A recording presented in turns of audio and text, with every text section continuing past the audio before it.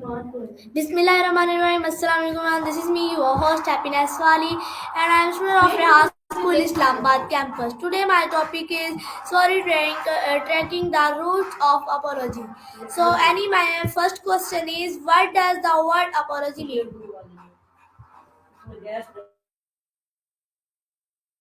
Wa alaikum assalam, Happiness Wali. It's great to hear from you. The word apology comes from the Greek word apologia, which means a speech in defense or a justification. In its modern sense, an apology is a statement in which someone expresses regret or sorrow for something they did wrong or a mistake they made. It's a way of showing that you understand the impact of your actions and want to make amends. Does that help? Okay, ChatGPT. My next question is, where did the concept of apology originate? The concept of apology dates back to ancient times. In Western philosophy, it was rooted in ancient Greece. The Greek philosopher Socrates famously delivered an apology in 399 BCE, but his was more of a defense speech where he justified his actions and ideas. Over time, the idea of apologizing evolved into what we know today, a way to express regret and seek forgiveness for a wrong or harm caused. In other cultures, such as in the Islamic tradition, apologies are also seen as a way of seeking reconciliation and showing humility. Do you find the historical side of apologies interesting? Okay, ChatGPT. My next question is, how has the meaning of apology changed over time? The meaning of apology has definitely evolved over time. In earlier times, especially in ancient cultures, an apology was often more about defending one's actions or offering a justification, like in Socrates' famous speech. Over the centuries, the idea shifted to being more about showing regret for a wrong and asking for forgiveness. This change emphasized taking responsibility for one's actions and acknowledging the harm caused. In modern times, apologies are seen not just as a form of self defense, but as a tool for healing relationships. They are important in many cultures for repairing social bonds and maintaining trust. People now expect genuine acknowledgement of their mistakes, as well as a desire to make things right, rather than just offering an excuse. Does this shift in meaning make sense to you? Okay, ChatGPT. My next question is, what are the key elements of a sincere apology?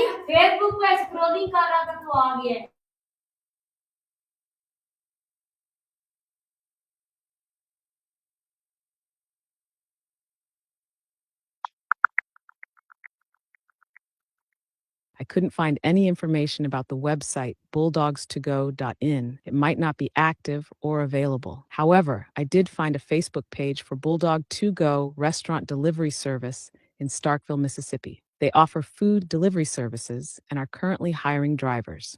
You can contact them at bulldogstogo@gmail.com or call 662-268-8173. Okay, ChatGPT. My next question is, why do people apologize? People apologize for a variety of reasons. Mainly, it's to acknowledge that they have caused harm, whether intentionally or unintentionally. Apologizing shows empathy, where a person understands how their actions or words affected someone else. It's also a way to rebuild trust and repair relationships. Sometimes people apologize because they feel guilty or regret their behavior and want to make things right. Ultimately, an apology can help restore peace and prevent further conflict. Why do you think apologies are important? Okay, ChatGPT. My next question is, what happens when someone refuses to apologize?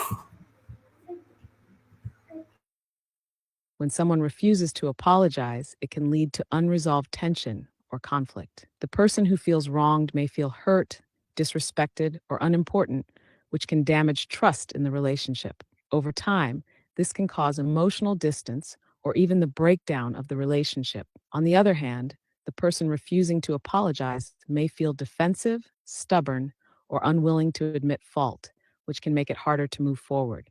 In some cases, if the refusal continues, it can lead to long term resentment. Apologies, when genuine, are key to healing. So when they're withheld, it can prevent that healing from happening. What's your take on this? Do you think it's important to apologize? Okay, ChatGPT, my next question is how does an apology affect relationship? An apology can have a significant impact on relationships, often in a positive way. When someone apologizes, it shows that they recognize their mistake, take responsibility for it, and care about how their actions affected the other person. This can build trust and create a sense of emotional safety, allowing the relationship to heal and grow stronger. On the other hand, if an apology isn't given or is insincere, it can create distance, breed resentment, and damage the relationship. Without acknowledging mistakes, the other person may feel unheard or unimportant, which can weaken the bond. Have you ever experienced how a good apology can change things in a relationship? Okay, You're ChatGPT. very welcome. Happiness, Wally. It was a pleasure being part of this session. I hope the discussion was helpful for you. Wishing you all the best with your work and future topics. Okay, ChatGPT, my next question is saying sorry always necessary?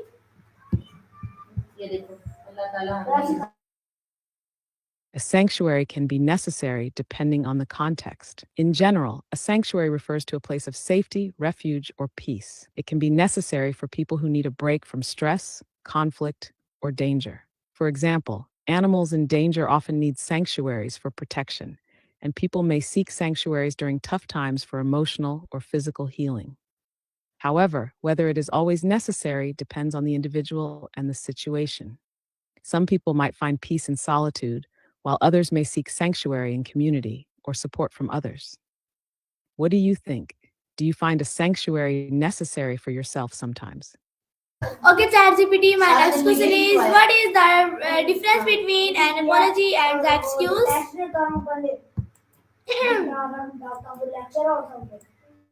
It seems like you might be referring to two very different things, but I think there might be a mix up in terms. Animology is not a widely recognized term, so it's possible you meant something like animology, which could be a scientific study of winds, from the Greek word animos, meaning wind.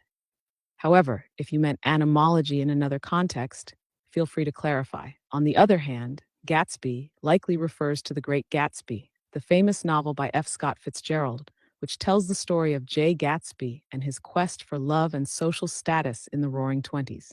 So the two are quite different. One is potentially about the study of winds, if you meant animology, while the other is a piece of American literature. If you meant something else by animology, let me know. Okay, ChatGPT. My next question is can body language impact the effectiveness of an apology?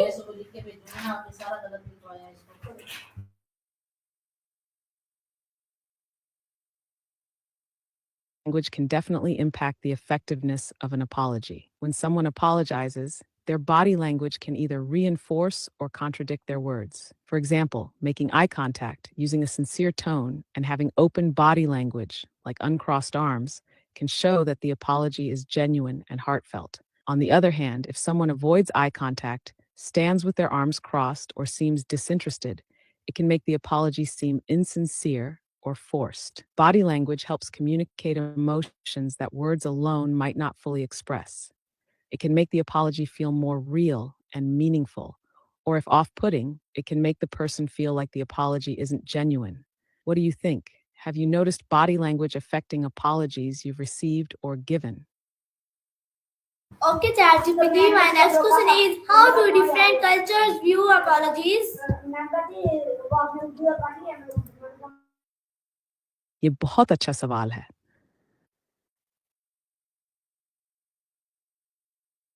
मुख्तलिफ थकाफ़तों में माफ़ी देने और माफ़ी कबूल करने के तरीके मुख्तलिफ हो सकते हैं.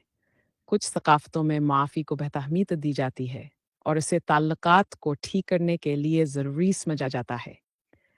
जैसे कि इस्लामी थकाफ़त में माफ़ी की बड़ी अहमियत है और इसमें अल्लाह से माफ़ी मांगना और दूसरों से माफ़ी तलब करना दोनों अहम हैं.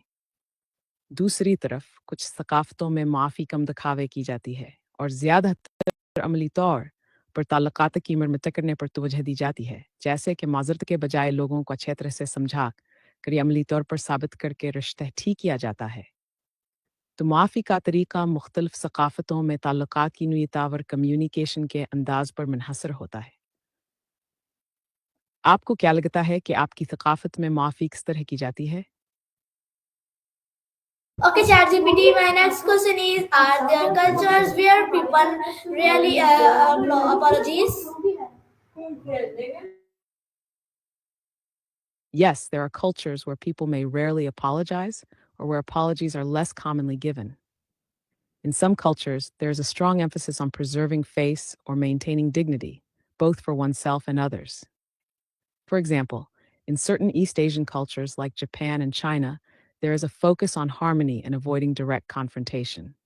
People may feel uncomfortable giving a direct apology because it could be seen as a loss of face, both for themselves and the person receiving the apology. Instead of a verbal apology, people in such cultures may express regret or make amends through actions, offering a gesture of goodwill or showing respect in ways that don't involve directly admitting fault. In some cases, there might be a stronger emphasis on humility and actions that demonstrate the person's remorse rather than a verbal apology. Do you think this concept of preserving face is an interesting approach? How do you see apologies in your own culture? Okay, ChatGPT. My next question is: what are some unique ways people apologies around the world?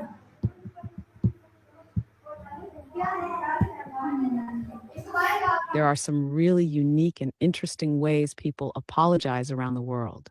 Here are a few examples. In Japan, people may bow deeply as an apology, showing humility and respect. The depth of the bow can indicate the level of apology, with deeper bows showing more sincerity. In parts of India, especially in more traditional settings, people may perform a pranam or touch the feet of elders as a sign of respect and to seek forgiveness. In New Zealand, the Maori people have a beautiful tradition of the hongi, where people press their foreheads and noses together as a gesture of apology and reconciliation. In Spain and many Latin American cultures, people may offer a beso, kiss, on the cheek as a way to make amends, especially when they are close friends or family. In some African cultures, like the Zulu in South Africa, people may perform a ritual of presenting an item like a cow or a piece of cloth as a form of restitution to apologize. These customs show how apologies can be deeply tied to cultural values and traditions. It's fascinating how each culture has its own way of expressing regret or seeking reconciliation. Do you find any of these methods particularly interesting? Okay, ChatGPT. My next question is: in which countries is apologizing seen as a sign of weakness?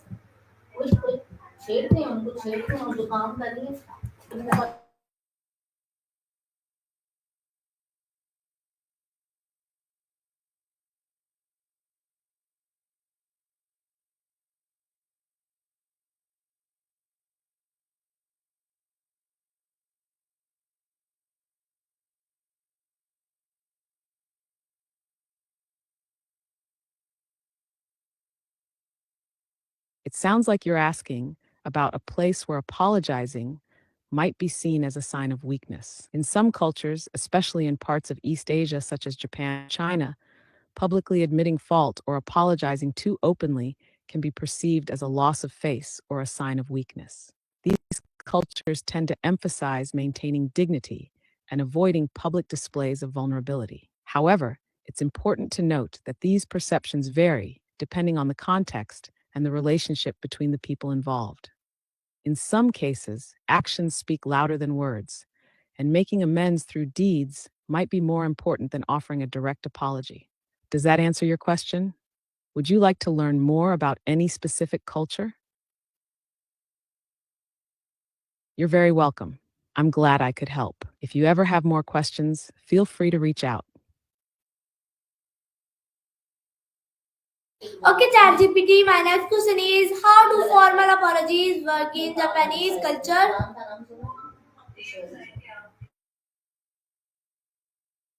In Japanese culture, formal apologies are deeply important and can be quite intricate.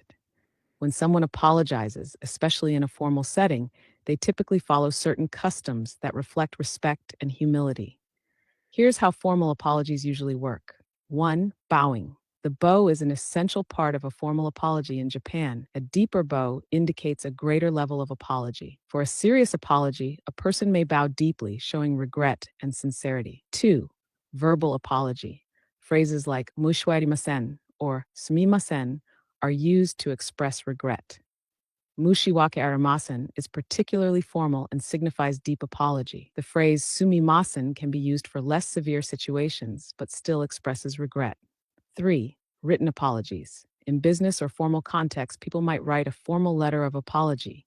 This letter will often contain a deep expression of regret and detailed explanation of what went wrong. 4. Gifts. Sometimes an apology is accompanied by a gift, especially in business settings. This gesture is meant to show sincerity and make amends. The type of gift varies depending on the situation. 5. Responsibility and accountability. When apologizing, it's important to take full responsibility for the mistake without deflecting blame. This can include offering a detailed explanation of what happened and how it will be fixed. 6. Face saving. In Japan, maintaining harmony and avoiding conflict is important, so public apologies are usually made to prevent damage to relationships and reputations. It's about restoring face and avoiding losing respect. These elements reflect the importance of respect and humility in Japanese culture. Apologies are seen as a way to preserve relationships, so they are treated with great seriousness. Does that match with what you've heard about Japanese culture, or would you like to know more? Okay, ChatGPT, my next question is why do British people say sorry or so often go? Haha, that's a great question. In British culture, saying sorry often is more about politeness than actually admitting fault.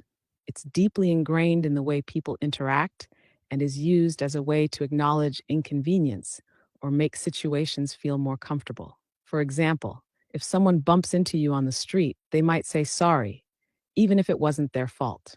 It's more about smoothing over the moment and maintaining a sense of courtesy. Also, the British tend to be quite self aware and don't like causing discomfort, so apologizing frequently helps avoid awkward situations. It's like a way of keeping things polite and friendly, whether there's actually anything to apologize for or not. It can sound funny, especially when it's used in situations where an apology isn't necessary, but it's part of the British charm. Do you find it amusing or a bit confusing when they do that? Okay, ChatGPT, my next question is how do Middle certain cultures approach apologies?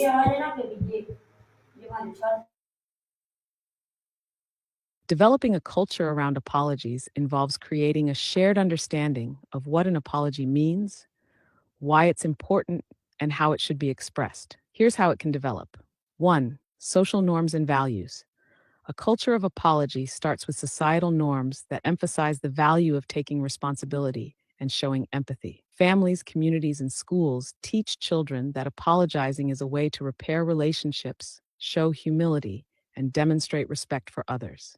2. Role models. Leaders, parents, and public figures can set an example by offering sincere apologies when necessary. When people see those in authority apologizing, it teaches them that it's okay to admit mistakes and ask for forgiveness. 3. Communication. How people talk about apologies is also important. Open discussions about why we apologize, when it's Okay. appropriate, and how it can heal relationships help create a culture that values this act. Books, films, and stories also influence how people understand and practice apologies. 4. Cultural traditions. In some cultures, apology rituals or practices are built into everyday life.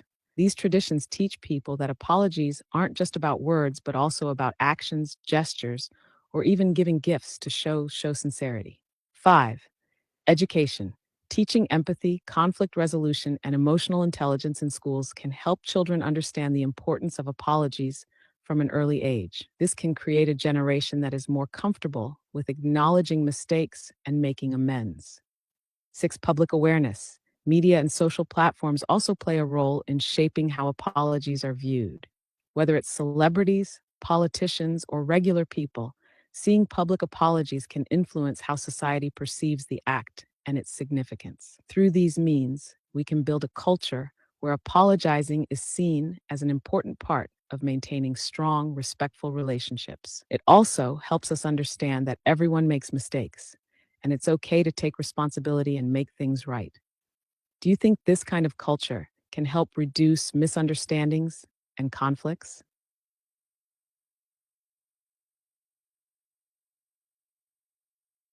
Okay, ChatGPT, my next question is what is the role of honor in apologies in Asian cultures? Please ask me.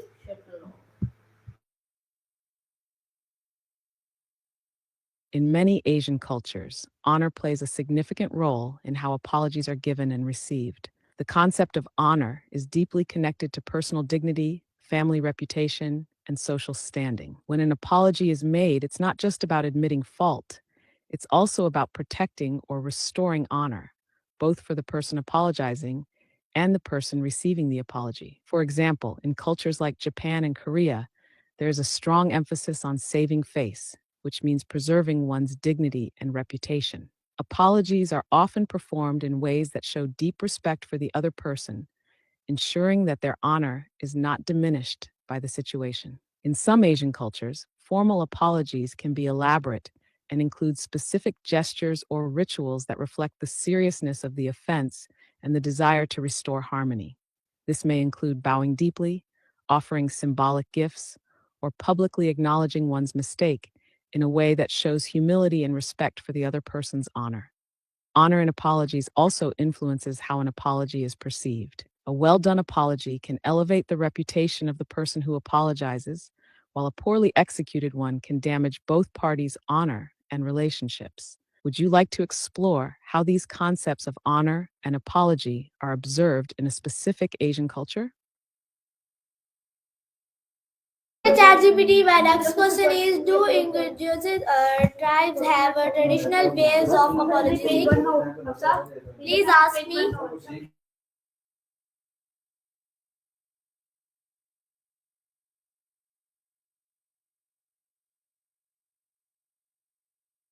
Do indigenous tribes have traditional ways of practicing polytheism?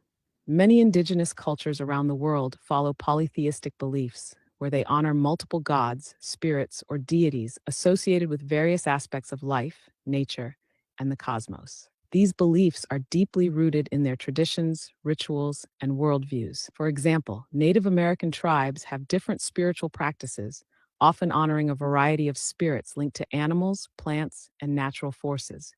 Similarly, many African tribes have a rich polytheistic system, worshiping gods related to elements like the earth, water, and the sky. Would you like to learn more about the specific practices of polytheism in a particular indigenous group? Okay, ChatGPT, my next question is how does religion influence the way people organize? Religion can have a powerful influence on how people organize their societies, communities, and even personal lives. It shapes values, norms, and structures that guide social behavior. Here are a few key ways religion influences organization. 1. Social structure. Religion often establishes a hierarchical structure within a community. In many cases, religious leaders or elders hold authority, and their guidance helps maintain order and tradition. The way people organize into families, communities, or even larger societies can be heavily influenced by religious principles about roles, duties, and relationships. 2. Rituals and ceremonies. Religious beliefs dictate the timing and manner of life's key events: births, marriages, deaths, and other rites of passage. These ceremonies help to unify a community, create shared meaning, and reinforce a collective identity. 3. Laws and ethics. Many societies have laws and moral guidelines based on religious teachings. Whether it's the Ten Commandments in Judaism and Christianity, Sharia law in Islam, or the Dharma in Hinduism, religious principles often guide the ethical standards and legal systems in a society. 4. Cultural practices. Religion also influences day to day practices, such as dietary laws, dress codes, festivals, and social gatherings. These practices help organize the rhythm of life and promote solidarity within religious groups. 5. Community support. Religious organizations often play a central role in providing social support, such as helping the needy, offering education, or guiding personal development. They create networks of people who share similar beliefs and values, and this sense of belonging strengthens community ties. 6. Conflict and cooperation. Religion can also be a source of division, but it can also promote peace and cooperation. Shared religious values often bring people together for common goals, but differing beliefs can also lead to conflicts. Religion provides the framework through which people understand their roles in the world and how they interact with each other, often shaping the way societies are organized. Does this perspective align with how you've seen religion impact societies or communities? नाज़रीन, ये थी आज की हमारी chat GPT. उम्मीद करती हूँ आपको पसंद आई होगी। मिलते हैं एक नई चैट जीपीटी के साथ, तब तक के लिए अल्लाह हाफिज़। पाकिस्तान जिंदाबाद, रेहान स्कूल जिंदाबाद।